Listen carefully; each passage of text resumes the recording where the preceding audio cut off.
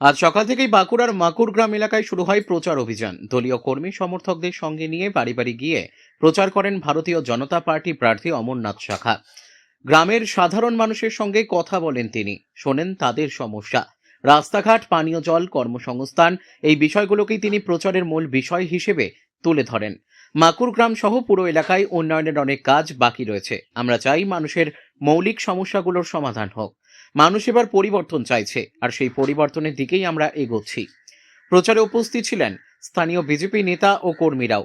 তাদের দাবি, এলাকায় মানুষের কাছ থেকে ভালো সাড়া পাওয়া যাচ্ছে।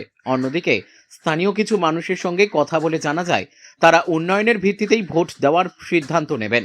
ভোট যত এগিয়ে আসছে, ততই জোরদার হচ্ছে রাজনৈতিক প্রচার। মাকুড় গ্রামেও সেই ছবি দেখা গেল আজ।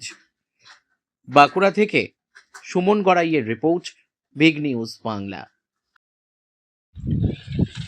ধানের দাম না, ধানের দাম কমেছে আবার। আচ্ছা, বর্তমানে সরকার আপনাদেরকে আর আলু ন্যায্য মূল্য দেয়? এই বছর তো ন্যায্য করে পেলাম না এবার, এই বছরে। আচ্ছা, আপনারা কি চান মানে সরকার পরিবর্তন হোক? পরিবর্তন হলে ভালো হয়। আর পাওয়া যায় ক বছর আছে, এবার আলোচনা আপনার সরকার এলে পারে, সে আবার কীরকম করে দেখি, পার্টি ভালো হয় আমাদের।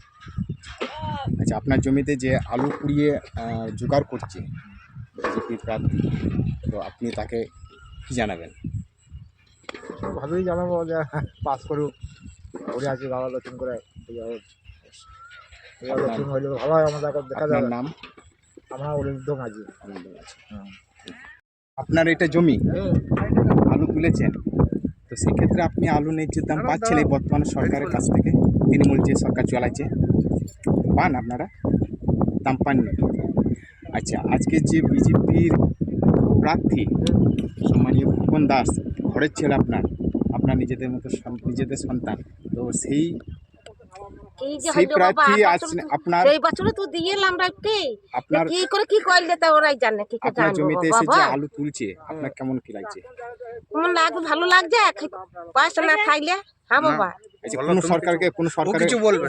আচ্ছা, আপনি বলুন, কোন সরকারের প্রার্থীকে কিংবা বিধায়ককে দেখতে পেয়েছেন এই মাটিতে এসে না। আলু তোলা? না। বর্তমানে যে সরকার চলছে